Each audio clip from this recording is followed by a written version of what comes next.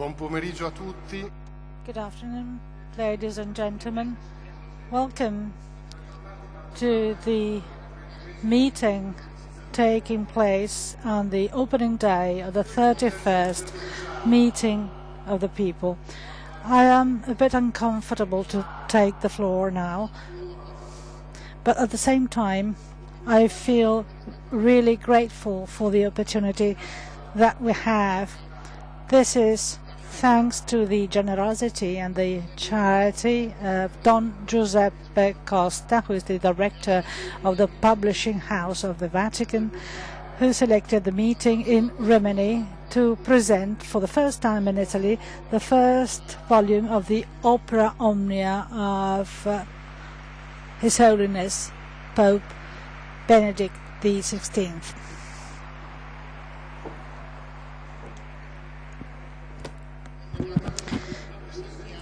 I'm really grateful for, we think that the Pope is like a safe shore for the life of every Christian.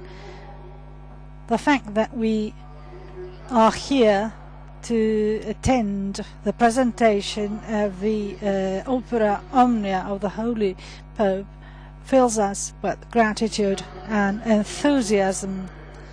We are indeed very enthusiastic also because we have here with us the person who made this possible, the person who is dealing with the publication of the 16th volume of the work of the Pope, Msgr Müller from Ratisbona.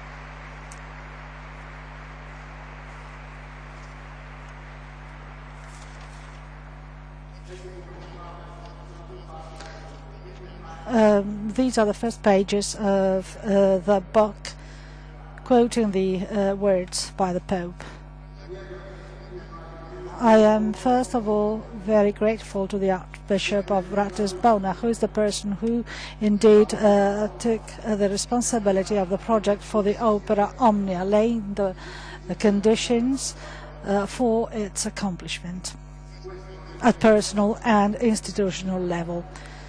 This is why this is a very important moment for His Excellency is the person who indeed is the best one to tell us about the story of the first volume of this Opera Omnia. I'd like to welcome Pierluca Azzaro, who is the curator for the Italian version of the Opera Omnia by Pope Benedict XVI.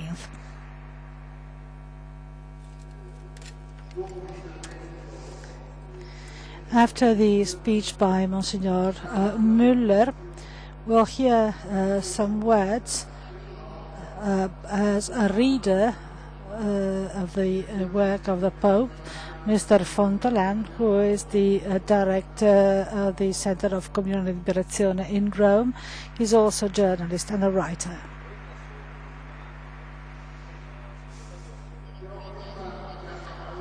Before giving the floor to our guests, allow me to read some passages written by Cardinal Ratzinger for a speech he sent in 2002 to the meeting of Rimini because he could not attend personally. In commenting the liturgy of the Holy Week, he said, and I quote, "Beauty hurts, but in this way it calls human beings to their fate. Beauty is knowledge, for it strikes humanity with the beauty of truth. The encounter with beauty can become the blow which can hurt the soul, thereby opening their eyes. So much so that souls, starting from the experience, can have different criteria for judgment to correctly evaluate the different elements. I was very much impressed by these words when I heard them for the first time some years ago. And in reading this volume, I was immediately reminded of these words. In a chapter, Pope Benedict XVI tells about an ancient legend talking about the origin of Christianity in Russia. The old legend, wrote the Pope, tells that Prince Vladimir of Kiev was looking for the right religion for his people. He met the representatives of Islam from Bulgaria, or the Hebrew, and the messengers by the Pope from Germany. They all proposed their faith as the best of all, but the prince was not satisfied by the proposals he received. He decided, when his messengers came back from a solemn liturgy they had witnessed in the church of St. Sophie in Constantinople. They were enthusiastic, and they told the prince, well, we've visited the Greek, and we went to the place where they serve their own God. We don't know whether we were in heavens or on the earth. We saw that there it's a place where God lives among people. And the cardinal writes, the prince was convinced by the liturgy of that church, and that was not because he was persuaded by missionary people.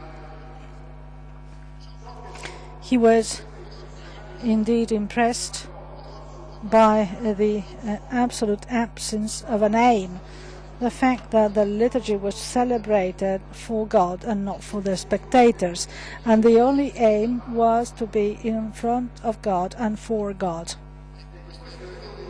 Well, this is one of the threads of this book, which indeed is important for the issue of beauty as the blow of an arrow, which is the tool whereby liturgy in itself introduces human beings to the experience of the mystery.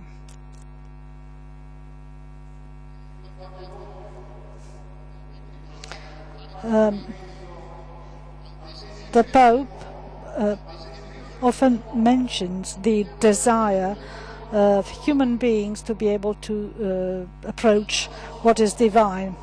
But any attempt made by Prometheus is doomed to failure. So this is the reason why he says we needed incarnation, the God made flesh. And this is the way we indeed can experience God in our own lives.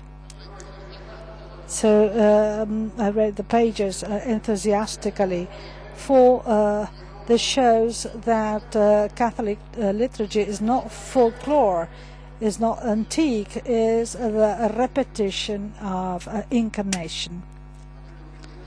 But we'll hear about that from our speakers. Before giving the floor to Msgr, I would like to ask Don Costa, who is the person who cared for this publication and the person who is the promoter of this meeting, to say a few words. Thank you very much, Mr. Savorana, for these very kind words. As a matter of fact, I simply did my duty. I'm not the maker of this project. I indeed believe in what the president of the Compagnia delle Opere declared, i.e. that Joseph Ratzinger for the Church and the world is a gift of God. So, faced with this gift, the task of the institution I chair indeed is described in our statutes, so we have to do that. But anyway, as believers, we have to do something in response to the gift we receive from God, i.e. to disseminate the words and the writings of the Holy Pope and his teaching experience, his history, and everything he did in the field of theology and the studies he did at all levels, and which were then published. I think that it is our task to receive what we receive, what is given by God. So the Pope is indeed in a very important position, and he indeed is a very good scholar, and the result of his work is to be seen in these volumes. And Lev is a very important publishing house, also thanks to the teachings by the Holy Pope. So Lev, indeed, our publishing house, is collaborating with many publishing houses throughout the world. We will be publishing the Jesus of Nazareth soon, and we maintain contacts with many publishers, and they are very responsive. We can indeed publish the teachings made on Wednesdays regularly by the Pope, and we also publish texts concerning the fathers of the Church. We publish in the US. There are 5 publishers there publishing the same messages, and this is a clear sign of the great attention devoted by the American Catholic Church to the teachings of the Pope. So this is the catechesis. So it's a time to share this good, this gift given by God, our Pontiff, who has very enlightening words of truth, which we can find in his writings and in his words. So we have to be committed. We should not neglect this opportunity. This is a great gift that we have received from God. So in publishing his words, we want to be the humble conveyors of the message. At the same time, we are very proud to do this, to have a pontiff who is the great reference at the international level, culturally, theologically. So with Benedict XVI, we can say that we are really proud to be Catholic.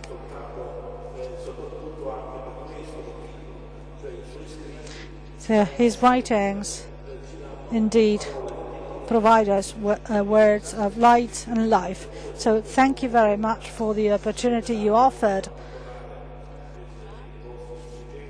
I'd like to thank Mrs. Guarnieri and all the others. I hope we can grow together while reading and listening to the words of the Pope. Thank you very much.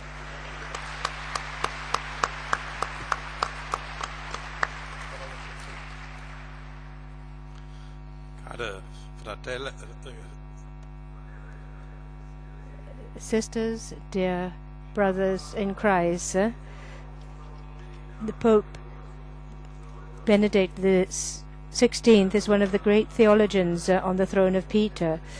In the long theory of his predecessors, we see his eminent and erudite figure, which is very similar to Pope Benedict the 14th of the 18th century. And one's mind goes back also to Pope Leo I Magnus, the formulator of the decisive cognition for the Christological confession of the Council of Chalcedon. Pope Benedict XVI, during his long academic activity as a professor of fundamental theology and dogmatic theology, has elaborated an autonomous theological work, and this is one of the most significant works of the 20th and 21st century. For more than 50 years now, in the name of Joseph Ratzinger, we have an original view of systematic theology, which can be ascribed to him. His writings bring together scientific cognition of theology, to the figure of lived faith as a science which has its genuine place within the Church. Theology can signal to us the particular vocation of man as a creature made in the image of God, the Son of God, his brother, Jesus Christ, Son of God, a friend, and the Holy Spirit. In his scientific activity, Benedict XVI has always been able to tap his admirable knowledge of the history of theology and dogmas, which he transmits in an illuminating way, underlining the divine vision of man on which everything is founded. This becomes accessible to many people thanks to the lexical and linguistic treasure house that Joseph Ratzinger is able to use. Complex themes are not subjected to complicated reflections and therefore can be understood by the common man, and they are made very clear with very clear reasoning. At the center of all this is the divine will to speak to every man, and that his word become the light that illuminates every man. In his academic career, the professor of theology Joseph Ratzinger taught at several schools, high schools and universities of Friesinger, of Bonn, Münster and Tübingen, and then he went to Regensburg, where he worked from 1969 until he was appointed Archbishop of Munich and Friesinger in 1977.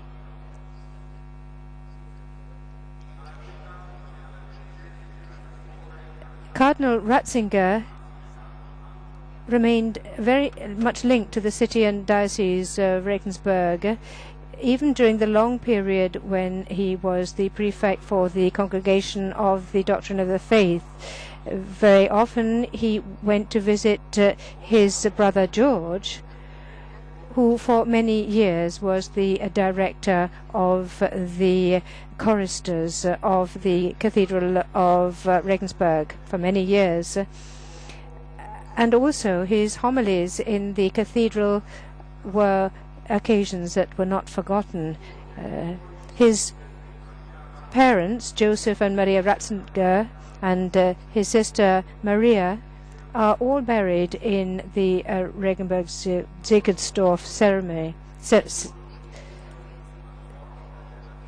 cemetery.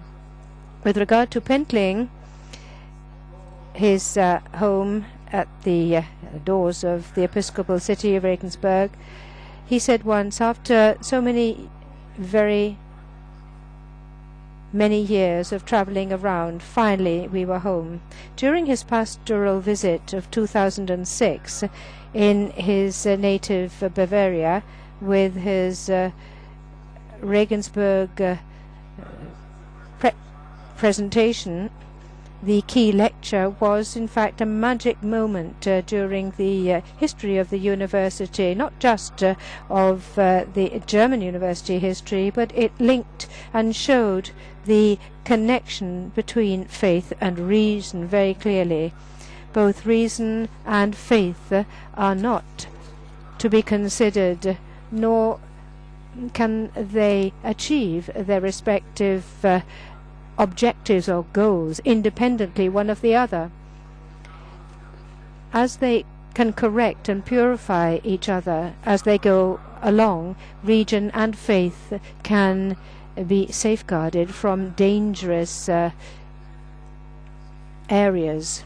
In this sense, Pope Benedict XVI goes back to the great tradition of theological science, whereby in the overall structure of the university, this is an element which links everything together.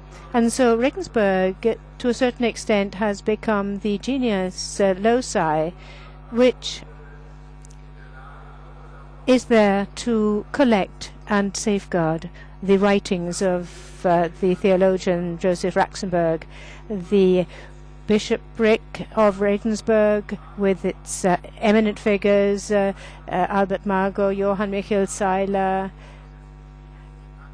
all stand for the unity of the bishopric and its academic teachings, and confirm the rationality of faith and the pastoral fecundity of science. A tradition which was carried forward by Archbishop Michael Buschberger, under whose direction the Lexikon für Theologie und Kirche was developed.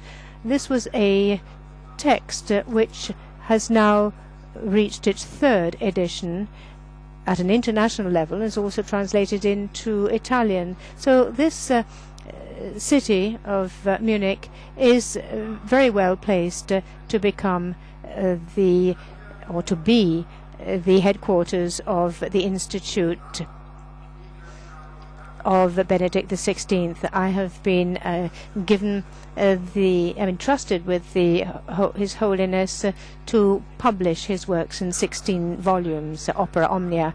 As a university student, I read very deeply the theological treatise of Joseph Ratzinger, and I was very struck at that time and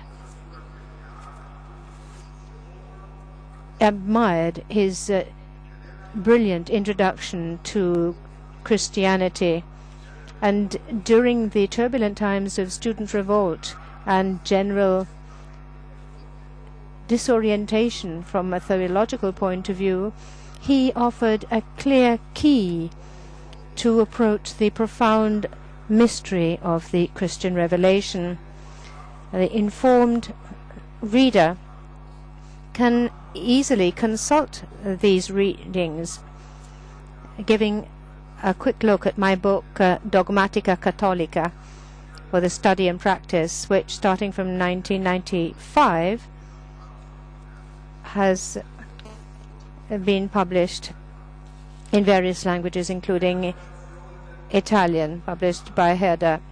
The development of the editorial project was very closely coordinated with Pope Benedict XVI. Every single volume has been personally authorized by the Holy Father, both with regard to the theme as a whole and the choice of text to be included.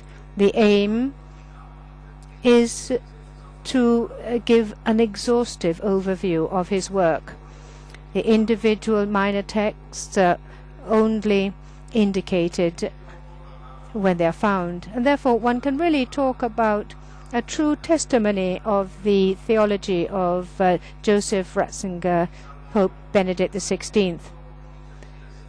Since at the center of interest is not just a simple collection and cataloging of texts, but rather the idea is to systematically look into a complex theme that is theology through a new conception of the system, which brings out certain connections and gives, at the end, an overall view. It was the express desire of the Holy Father that his collection of writings be published under the name of the author, Joseph Ratzinger, to distinguish the theologian, Joseph Ratzinger, from the Pope, the Holy Father of the Church. To achieve this project, I founded in Ratzenberg the Benedict XVI Institute. This is the place that will host all the documentation of the life, thought, and works of the theologian, bishop, and Pope Joseph Ratzinger, Pope Benedict XVI. By bringing together all the published and non-published material, the revelation of the biological context, the theological context, and the developing of a specialist library, we have laid the foundations for a vast, exhaustive analysis of his work. And I would like to sincerely thank His Holiness Pope Benedict XVI. The great trust that he expressed in me is something I am grateful for, the trust to publish his works, and this is a joy, but also, of course, a great commitment. The present edition of his collection of writings, Opera Omnia, is intended to be the last publication of the works of the theologian Joseph Ratzinger in German. The aim is to have as complete as possible a presentation of works already published together with unpublished works, or works that have not yet been published in German, and do this in a systematic way which sets up a link between the chronological aspects and the themes. Pre-existing monographies have been taken without variation in the writings of the theologian, and they were integrated and completed with complementary texts. According to a practice already adopted in the past by the author, scientific texts go alongside and are flanked by other types of more general literary texts. For example, the encyclopedic items being compiled together with the book reviews as well as homilies and meditations. The previous volumes of essays, which at certain stages of the work of the theologian, bishop, and prefect of the Congregation for the Doctrine of the Faith, all are put together under connected themes, and they are then broken up and put into the new system of this publication of his works. The writings, here we refer to the numbering of the volumes, not necessarily to the time of publication. With the two works of scientific leanings of Joseph Ratzinger, we have the following. His dissertation in Augustinian doctrine of the Church, and his dissertation to get a teaching diploma with the doctrine of the revelation of Bonaventura. Now, we have added other essays and texts to that on Augustine and on Bonaventura. The third volume takes its cue from the inaugural conference of Professor Ratzinger, The God of Faith and the God of the Philosophers, a presentation which was held in Bonn in 1959. And this is flanked by all further texts of this complex theme, which comes under the title Fides et Ratio. For example, we have all his reflections on the historic ideal fundaments underpinning Europe. The fourth volume starts from the introduction to Christianity and brings together other texts of profession of faith, baptism, conversion, followers of Christ, and the achievement of a Christian existence. Number 5 to number 12 look more widely at the thematic canon of the systematic theology.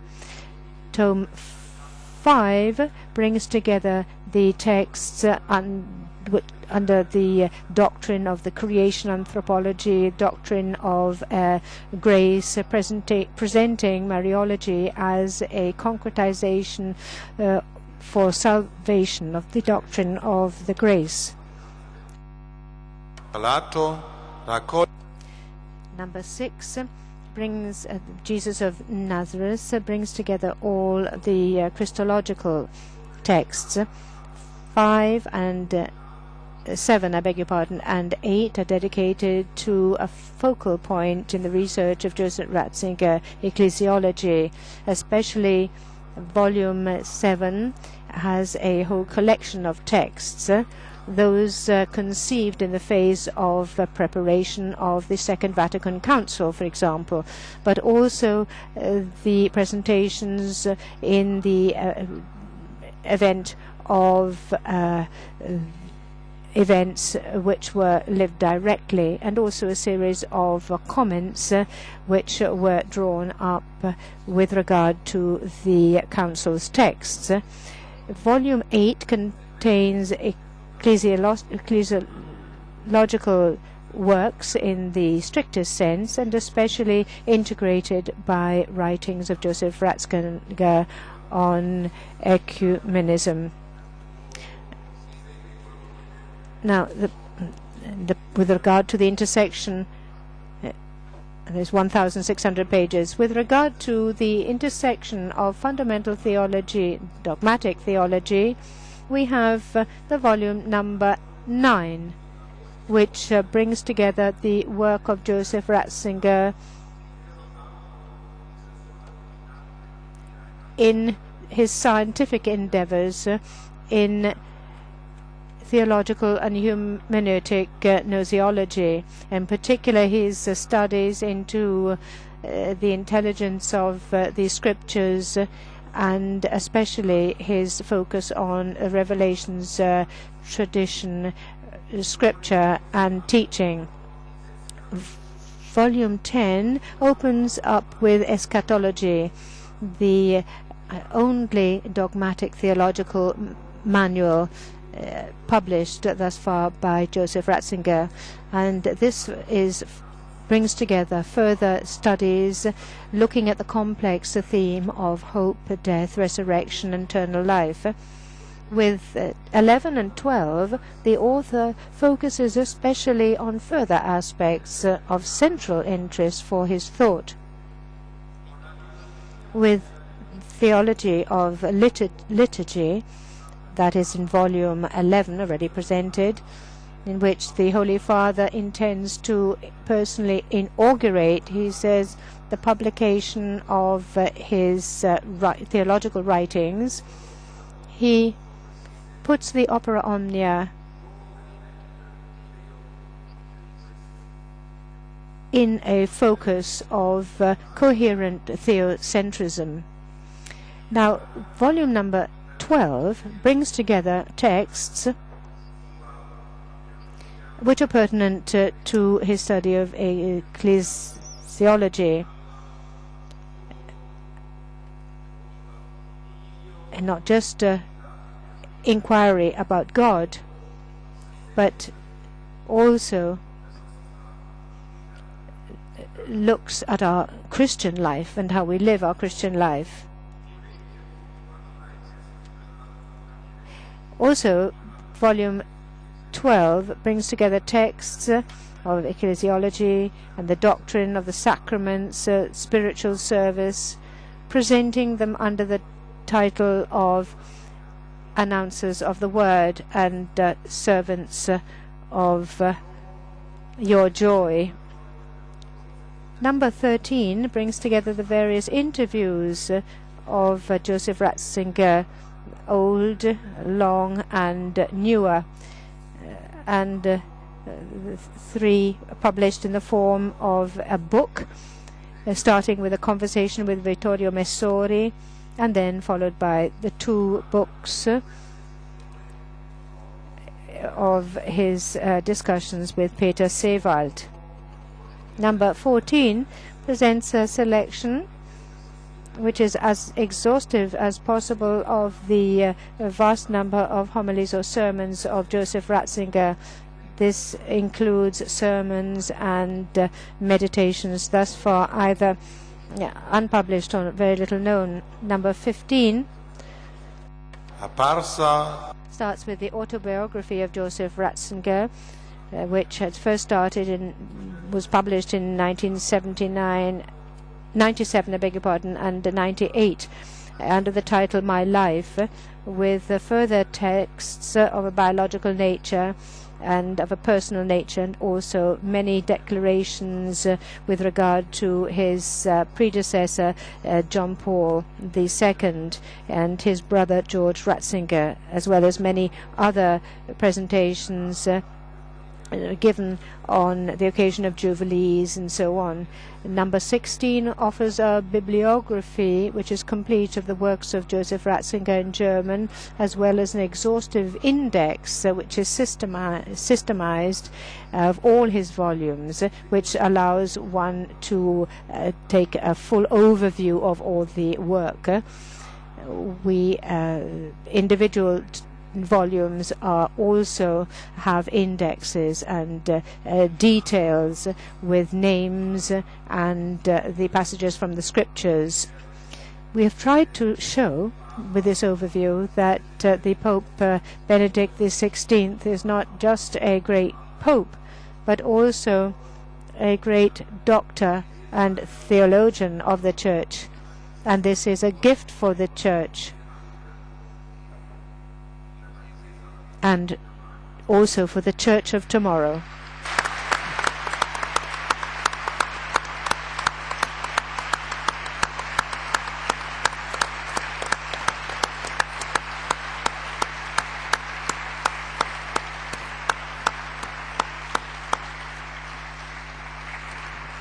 Grazie Eccellenza per questa carrellata. Thank you very much, His Excellency, and this very interesting overview and the numerous writings by the Pope. This is what we could consider the evidence accessible to everyone of his concerns. And he recently said that the intelligence of the faith should become the intelligence of reality. This is what he advocated, the great venture of reason with the power of faith, getting interested, full of curiosity of the human experience and the relationship with God and the mystery. We'll all witness. The floor to Roberto Fontolan. Good evening. I shall endeavour to be brief. I'd like to tell you my experience in reading the writings. I'm not a specialist, so you'll bear with me because I am a lay person.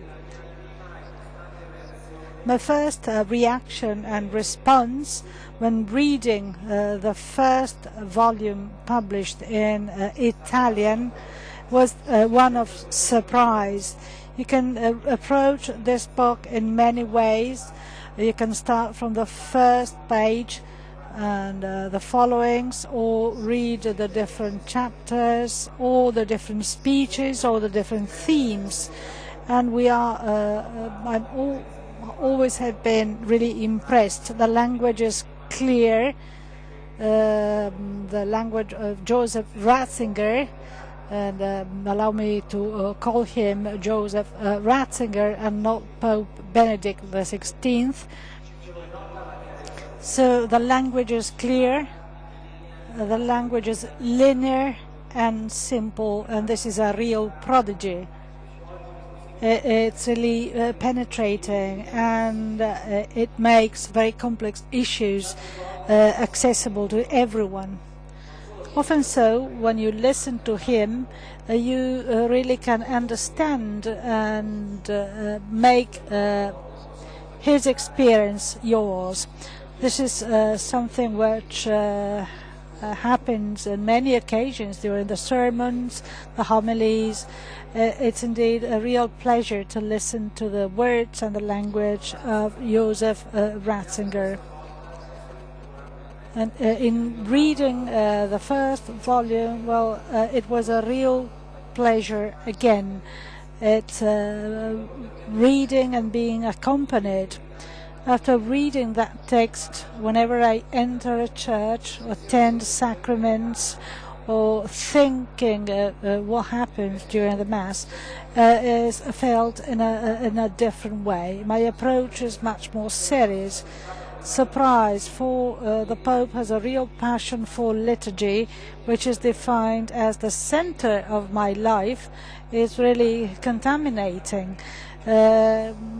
It becomes your passion, your interest, even if, as in my case, I do that as a lay person. It goes well beyond liturgy, which is experienced personally. And there are many enlightening pages on that. Indeed, I quote, Christian liturgy is a way to participate to the way of life of the heavens, is a way to glorify God, to respond to Him. It's experiencing the mystery of Christ. So this is the key to interpret the Christian liturgy. What makes it different from any other expression of human religiosity? This is part of Christianity. So there is a need on part of human beings to address themselves to God. And there are key pages on that describing the real dialogue between the man who aspires to great things. These are the pillars of different religions to which the Pope connects. These are the pillars of religion which have accompanied the history of human beings. There are some primeval sacraments there, the sacraments of creation, being born in the key moments of the history of man. And indeed, we can see the image of the essence of human beings and his relationship with God. The key moments in history are the birth, the death, eating, sexual intercourse, and these are the biological experiences of human beings, and they feel that they are overwhelmed by a power they cannot call, they cannot even win over, and which surrounds him. And the Pope calls them slots. These biological events are slots where we can see the daily routine of human beings pervaded by eternity. This is the dimension of the being with things and with other human beings. Such man, made of flesh, a historical man, can encounter God only as a human being, and which is has a name, made himself known in the person of Jesus Christ, which is the initiative by God to be met and encountered by human beings. So the sacraments of creation are then transformed in the sacrament of Christianity. And there is another part in this volume with the seminars and conferences from 65 to 68. For Christians, like I am, liturgy is something really serious. It has to do with the idea of faith. It affects the real life of the Church and his effective presence in the world. On the back of the book, we read, in the relationship with liturgy, the fate of the fate of the faith and of the Church is decided. This is a key issue, and in many different parts of the book, Ratzinger, as a scholar, as a theologian, expresses his concerns. He has a very clear critique identifying the discomfort which can affect the believers. About the celebration of modern masses, he states, nowadays the priest, or the president as he is called, is the real point of reference for the Mass. He is at the center. It's participating to his action, and what counts is his creativity, and then the preparation of the Mass is entrusted to groups who want to collaborate by exhibiting themselves. So attention is less and less devoted to God, and what people do is becoming increasingly important. So God is no longer at the center, losing the sense of Christ can be seen from many different symptoms. The structure of the buildings which are no longer oriented to the east. You know, there is a very long history and the philosophy on how to build a church, to the position of the priest vis-à-vis the community, the assembly of the believers, and the idea of the Sunday, of the time of liturgy, just to make a few examples. Creativity is and arbitrariness are clear enemies, showing that there has been a surrender to modernity by liturgy, modernity who is going to dispel mystery from the life of men. In music and visual arts, it would be necessary to become again aware that there is a difference between sacred art, cult, and religious art in general. The latter should not overlap or cancel the first. And as for sacred arts as such, there is a lot to say. Subjectivism, personalism, trivialization, and so on. These are the obstacles to the real experience of the Christian cult and the participation in God. According to Joseph Ratzinger, every element implies and reveals connections to a greater entity. Visual arts, for example, show very well that there is a problem in getting to understand modernity. Human beings should be able to better understand, to appreciate also things which cannot be measured. And if they are not able to realize that the beauty of God is in what He created. And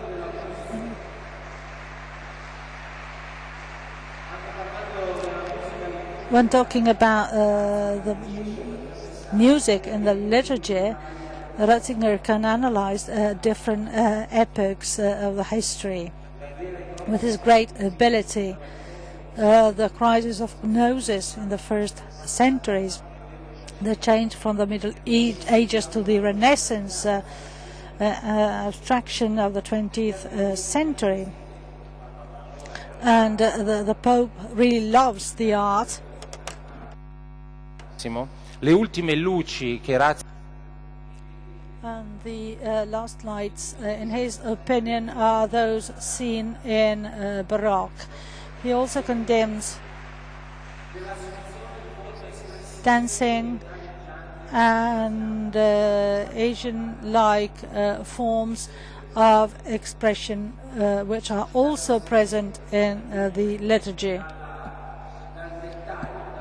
That shows that you can start from little details to have a better understanding of bigger things.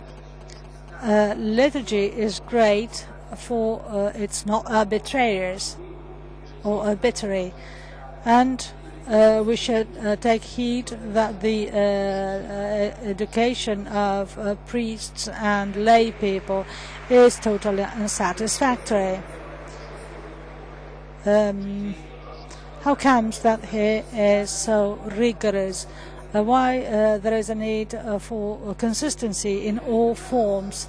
Everything should bring us to understand that the Christian rites are beautiful and they are a sign of a life in God. Those who are too ideological can think that the speech and liturgy is too conservative. It's a sort of nostalgia for the past. This is a controversy on the external forms. As a matter of fact, the life of man is to adore God, but life is real only if it's shaped by looking at God. This is the aim of cult. This is the conclusion, which cannot be questioned. There is another page which I like to quote, which very well connects with the meeting of Rimini. The churches as buildings, well, in order to be legitimate for the Christian cult, should be Catholic in the original meaning of the word, a home for believers. And he quotes Albert Camus, who indeed expressed the experience of loneliness while visiting Prague, where he does not understand the language, and he is like a refugee, and he's not comforted by the beauty of churches. That should never happen to a believer, because where we have the church and the presence of God, the believer feels at home. We'll see the Caligula later. I was thinking of the experience of Tony Blair, who talked about his experience as a Catholic. Whenever he entered a church, he said, "I felt home." These are simple words. He said,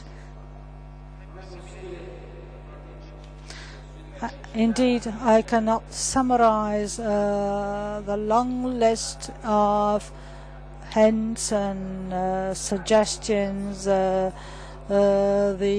strength of the Greek word, mastering rationality, knowing mathematics, philosophy, the East and the West. Everything for the author is there to build a wonderful cathedral of a Christian liturgy, which should be loved and fully experienced. The liturgy, and I want to quote Don Giussani, is something which has no end, and we are drawn to it by the force of the grace of God and the mystery of God in the world. We are drawn into it. This is what I experience and which I try to tell you, and I feel like a reader who has a lot to learn.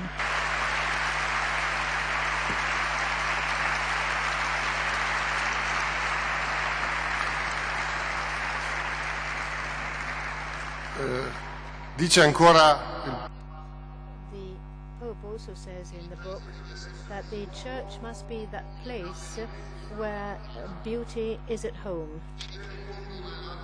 it must conduct the fight without which the world becomes the first circle of hell.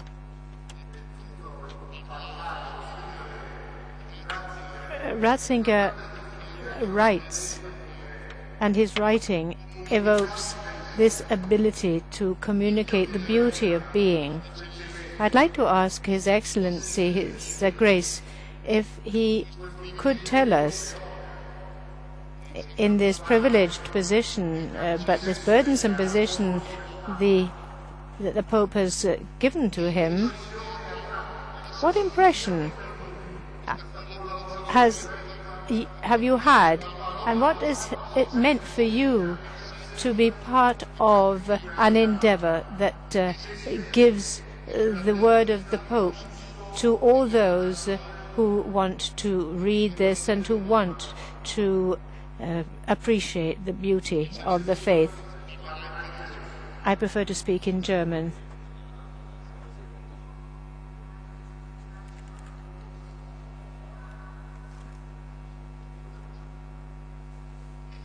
Funziona. Può. Preferisco un po' parlare in tedesco perché I can speak in German, yes. It's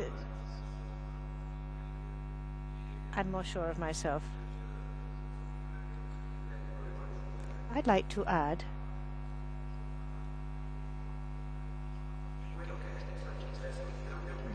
that this was a gesture of great humility on the part of the Holy Father,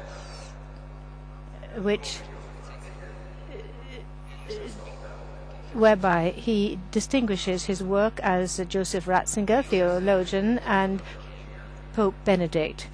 Theology, for him, has always been seen by him as a service to the Church. And by the very fact that he has delivered this service, for this reason, before the cardinals,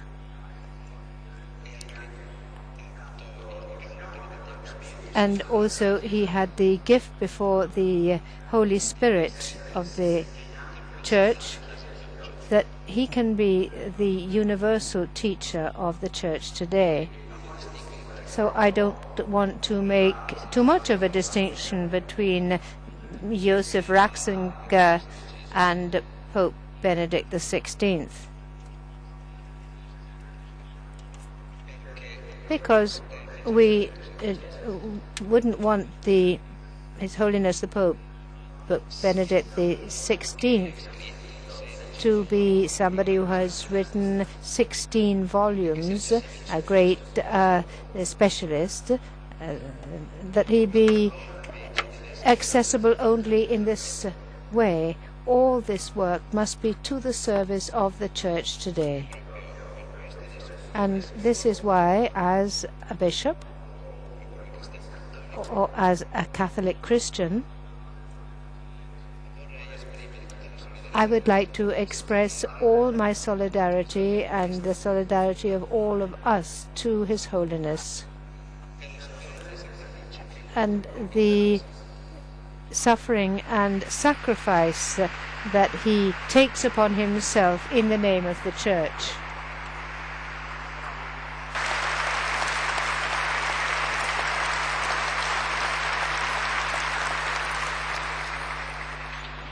Denn die Apostel, because bishops, in fact, are the successors of the apostles. They follow after them, and especially the Bishop of Rome is the successor of the Apostle Peter. Therefore, he is a proclaimer of the Word. But not only that, he is also a witness of the pain of Christ and the suffering of Christ. So his Holy Father continues to suffer. And this we all see, and I know this personally.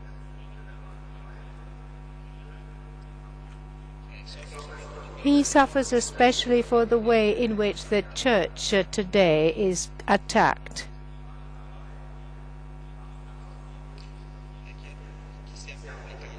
We are publishing work on the priesthood,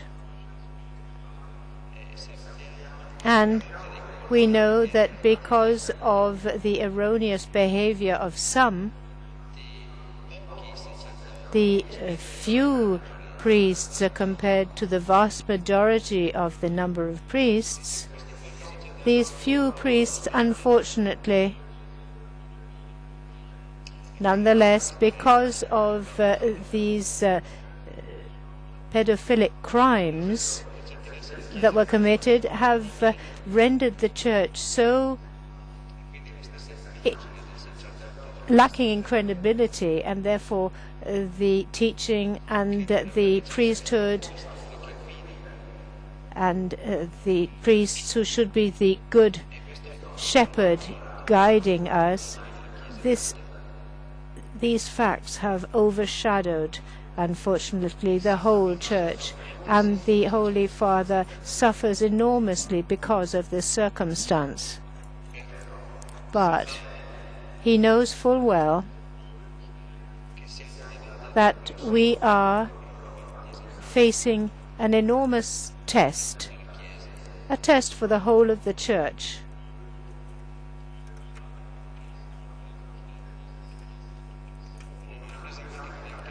And this is an examination and a test for all priests and for the priesthood itself. And he asked at the end of the homily on the day of priesthood in St. Peter's Square, he asked and made an appeal so that in this year of the priesthood, in this very special year that the devil is and Satan has unfortunately been able to claim such a victory. But the important thing is to defeat the evil and the ill within our church, so that the church can once again be seen in all its splendor. And we can all, however, rest assured that there is no other alternative for man today or tomorrow.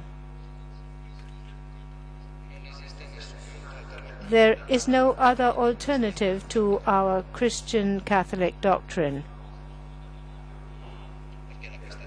because this faith is not an ideology. It is not a construction of ideas, a theoretical construction of ideas, but rather our faith makes reference to the Word of God, the Gospel, and Christ who became man. Therefore, the love of God is invincible. And the love of God came to us through Christ. This is the most solid foundation on which we can rest assured.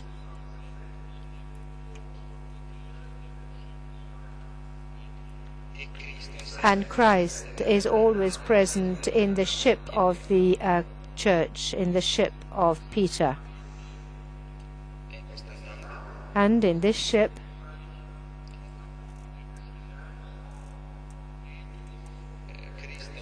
Christ is present and shall reinforce and strengthen Peter and ensure that we do not sink in these stormy waters. So Christ will arise once more and will calm the winds and the storm, and after the storm the church will come out of the storm stronger than ever. I think that if we take the writings of Joseph Ratzinger and we read them, if we listen to the message that he gives us,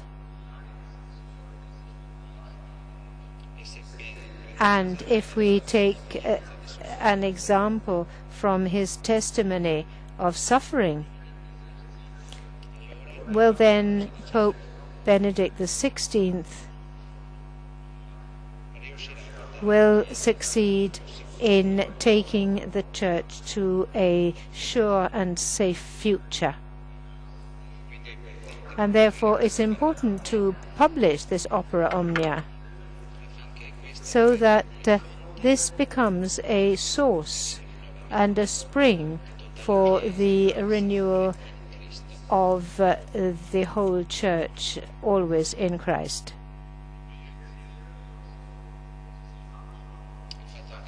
The fact that we're here together today and we talk and listen to things in these writings, in this opera Omnia, this is an experience of communion, an experience within the Church,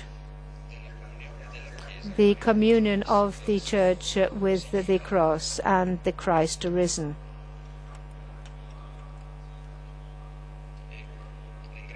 And I would like to warmly thank with all my heart His Holiness, the Pope, for the fact that thanks to his theological doctrine and his work, and thanks to his service within the teachings of the Church, and thanks to his humility and his work and his efforts,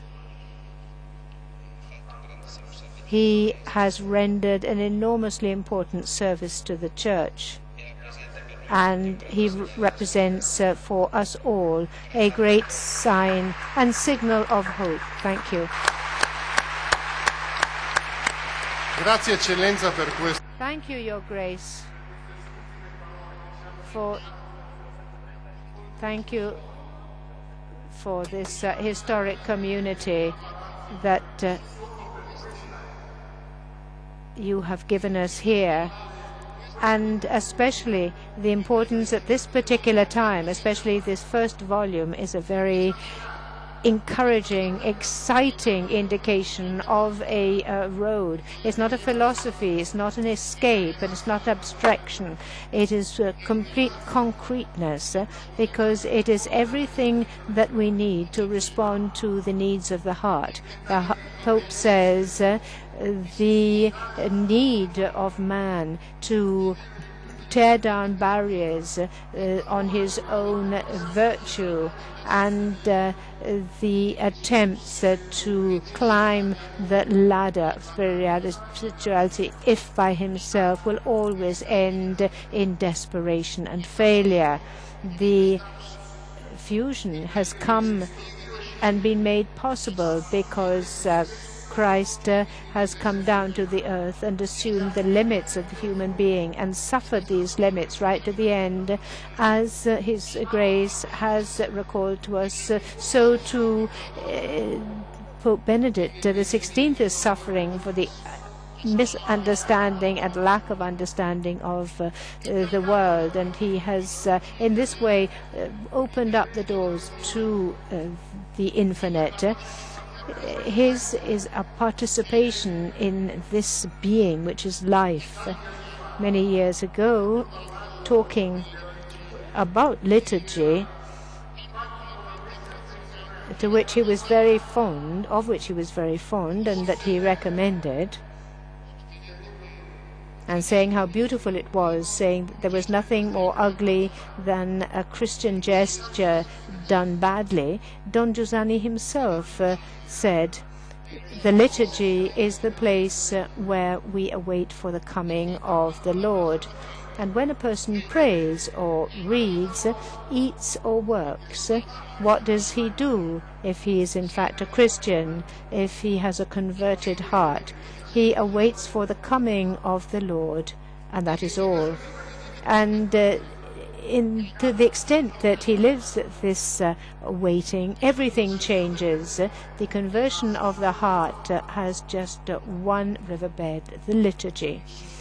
It has just one home, the liturgy, in which everything that is part of our life, the water of our life, runs in this one riverbed. Whatever we do, whatever we are about, we see the beginning of his coming. The message that the Secretary of State sent on behalf of His Holiness the Pope this morning said, learning to prayer is learning to desire and learning thereby to live. To learn to pray, to ask what Don Giussani called the outpost of the man in battle. And we, through his Grace Don Müller and Don Costa, we would like to extend this message to His Holiness the Pope, that we want to continue to be the soldiers on the outpost, to defend the heart of man in his desire of great things. So that meeting the only alternative, he will be able to recognize this and his life shall be changed.